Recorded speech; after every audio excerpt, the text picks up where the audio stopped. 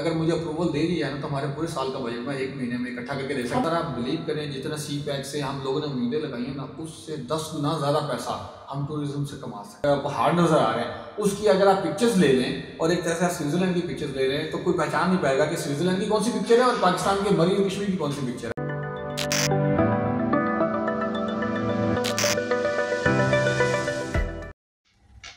Welcome back.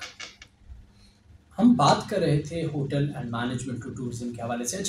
मुझे अली साहब अब ये बताएं कि अगर हम बात करें कि टूरिज्म में कितना अहम किरदार अदा करता है होटलिंग या टूरिज़म जो इस वक्त पाकिस्तान को जिसकी बहुत ज़्यादा ज़रूरत है इकॉनमी में, तो क्या टूरिज़म के अंदर भी फैक्टर हॉस्पिटैलिटी का आता है?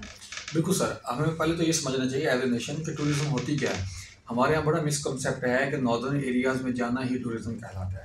अब मुझे एक बात बताएं कि इंडिया का 170 मिलियन डॉलर जो है उसने पिछले साल कमाया और हमने सिर्फ 14 मिलियन डॉलर कमाया। अब 10 से भी मल्टीप्लाई करें तो 140 मिलियन डॉलर बनता है, अगर 10 गुना उसको ज़्यादा कंसीडर करें। क्यों? क्योंकि वो लोग प्रॉपर टूरिज्म की डेफिनेशन को जानते हैं, टूरिज्म को जानते हैं, उसके ऊपर उन्होंने पूरे सेक्टर्स बनाए हुए हैं। हम लोग ये समझते हैं कि नॉर्दर्न एरिया में चले गए मरीन नारायण का गान बहुत ऐसा नहीं है। बात की है। बिल्कुल टूरिज्म ये है कि आपको रेगिस्तान भी तैयार करना है, आपको ओएसिस भी बनाने हैं, आपको ये बहुत पढ़ी लिखी बात की है अली तलत ने, क्योंकि हम वाकई समझते हैं शायद नॉर्दर्न एरिया में झील सैफुल मुलूक नारायण का गान सैर कर लिया तो बहुत हो गया। सर अब आप ये देखें ना कि इंडिया में लोग ताजमहल देखने के लिए जाते हैं, पूरी दुनिया से आते हैं। खाली 40 मिलियन डॉलर जो है ना साल का उनका इसका रेवेन्यू, ठीक है। अब हमारे यहाँ उसके कंपटीशन में मिनी ताजमहल है, नूर महल भावलपुर, हम उसकी पब्लिसिटी नहीं करते।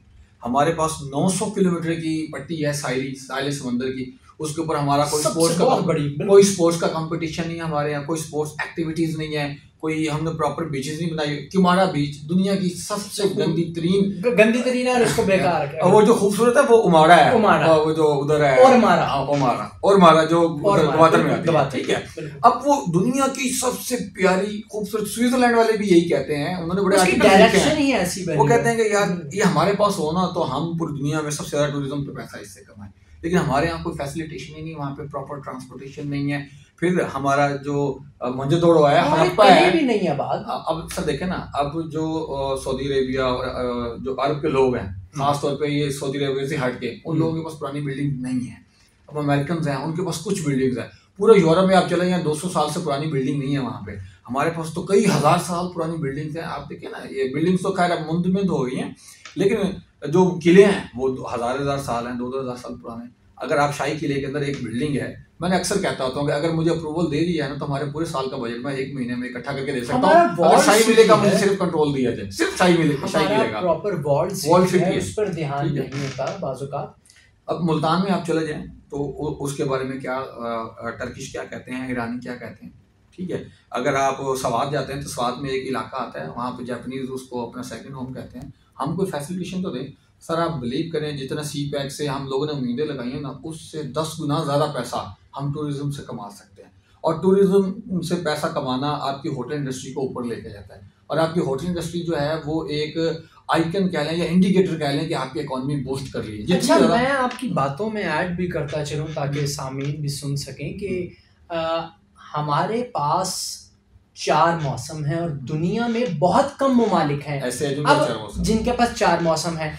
या तो 4 मौसम होने के लिए उस मुल्क का रकबा बहुत बड़ा होना चाहिए। हाँ जी, अमेरिका ले लेते हैं, चाइना ले लेते हैं, या हम नहीं रशिया नहीं, रशिया में ज्यादातर सर्दी है, वो कोल्ड फ्रीज है। हमारे तो समंदर भी गर्म है जिनको हम गर्म पानी कहते हैं। हमारे पास सर्दी का मौसम आता है तो आप देखते हैं कि प्रॉपर बर्फबारी शुरू होती है। एक पूरा हमारा केपी, कश्मीर और बलूचिस्तान के कुछ मतलब में बर्फबारी है। हमारा जब उसके बाद बाहर का मौसम आना शुरू होता है तो आप देखते हैं प्रॉपर एक पट्टी के ऊपर फूल खिलते हैं, हरियाली है। फिर प्रॉपर गर्मी, अब गर्मी के मौसम में आम है, फसलें हैं जो हमारी तैयार होती है, लीची है, तरबूज है, गर्मी के बगैर तो नहीं वो तैयार हो सकते। इसी तरह वापस खिज़ां आएगा तो फिर खूबसूरती भी बदल जाएगी, क्योंकि अगर किसी जगह गुलाब खिला हुआ है और जिस जगह खिज़ां या वो मुरझाया तो वो एक अलग खूबसूरती। हम फोकस नहीं, अगर हम कश्मीर से कोहाला आते हैं और कोहाला से हम मरी की तरफ आते हैं तो सामने जो आपके दरिया झेलम की राइट साइड पे और आपके लेफ्ट साइड पे प्लेट्यूज जो आपके पहाड़ नजर आ रहे हैं उसकी अगर आप पिक्चर्स ले लें और एक तरह से आप स्विट्जरलैंड की पिक्चर्स ले लें तो कोई पहचान नहीं पाएगा कि स्विट्जरलैंड की कौन सी पिक्चर है और पाकिस्तान के मरी और कश्मीर की कौन सी पिक्चर है। फिर दूसरी तरफ जो हमारा डीजी खां है उसके पास फोर्ट मनरो एक इलाका है, अब वो आपका सेकंड मरी टू पंजाब है, ठीक है। अब जो कराची के लोग हैं जो 2000 किलोमीटर सफर करके मरी नारायण का गांव नहीं आ सकते, उनको आप एक्सेस दें, डेरा गाजी खान की एयरपोर्ट की दें, डाइवो की दें, वो साथ ही वहाँ से 2 घंटे का 1.5 घंटे का सफर है। फोर्ट मनरू जो है आपके कराची की 3 करोड़ आबादी है, वहाँ से सिर्फ 30 लाख लोग सालाना है, तो आपका रेवेन्यू देखें, वो जाके मार्केटिंग करेंगे। कराची आपका इंटरनेशनल सिटी है, वो जाके लोगों को बताएंगे, लेकिन हमारे यहाँ पता ही नहीं है, सबसे बड़ा प्रॉब्लम है।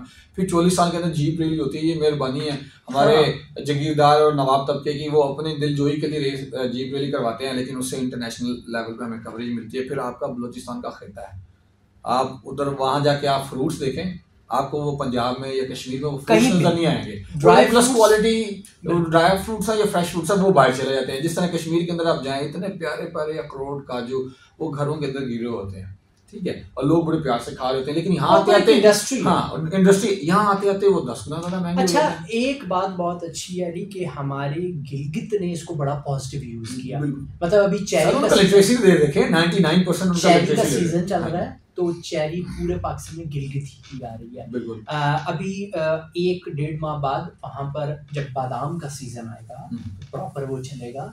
उसके अलावा जो किशमिश वो बहुत ज़्यादा है, बड़ा गो के कोयटा में बहुत ज़्यादा किशमिश है, लेकिन फिर भी एक अच्छा, बल्कि अब आपकी बातों में मैं ऐड कर लूँ कि बहैसियत कौम हम लोग कितने नालायक हैं कि मैं इस रमज़ान मुबारक में आपको मैं एक बड़ी सामीन के लिए भी और अली भी बैठे हुए मेरे साथ एक बड़ी मज़े की रिपोर्ट मैं आपके साथ शेयर करूँगा, आप खुद हैरान हो जाएंगे इसको समझ सुन के। दुनिया के अंदर दूसरे नंबर पर सबसे ज्यादा खजूर प्रोडक्शन करने वाला बलूचिस्तान है। बिल्कुल ऐसे। पहले नंबर पे सऊदीया, दूसरे नंबर पे बलूचिस्तान है, और दुनिया में मयार में सबसे बेहतरीन पहले नंबर पे खजूर बलूचिस्तान ऐसे ही है, पहले नंबर पे ऐसे ही है। क्योंकि हम जब क्योंकि जब हम कुछ उम्रे के लिए दोस्त साहब जाते हैं, आप देखते होंगे जब वो वापस आके खजूर आपके तोहफा लेकर, आप उस खजूर को पकड़ने सऊदी खजूर को, गो के मदीना की खजूर टॉप क्लास खजूर है, प्रोडक्शन बहुत ज्यादा वहाँ पे। अगर आप उसको पकड़ के देख लें, हमारे इधर रेडी पर 700-800 रुपए किलो बिकती खजूर को पकड़ने, फर्क है। बलोचिस्तान की खजूर बहुत अच्छी है, और गो के वहाँ पे अजवा है, ये मगरूम है, बड़ी पॉपुलर खजूर है।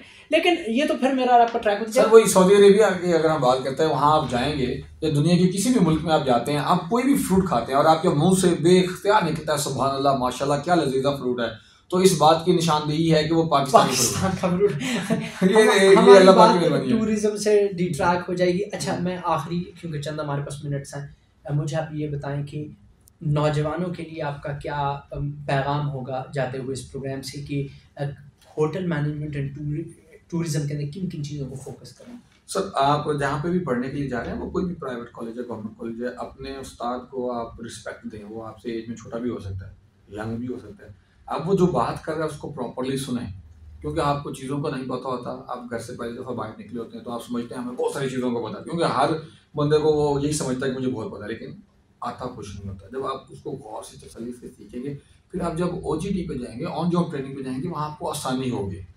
अपने खलूस को बढ़ाएं, मुल्क को कौम के लिए अपनी जो एनर्जी है उसको वहाँ डाइवर्ट करें, राइट ट्रैक पर लेकर जाएं, इधर उधर लोगों की बातों पर ना जाएं। ठीक है, आजकल आपको पता है मोबाइल यूजेज बहुत है, मोबाइल यूजेज की वजह से आप अपने काम पे कंसंट्रेशन नहीं कर पाते। जब आप फोकस करेंगे, आपको चीज़ों का भी पता होगा, आपका अखलाक भी अच्छा होगा।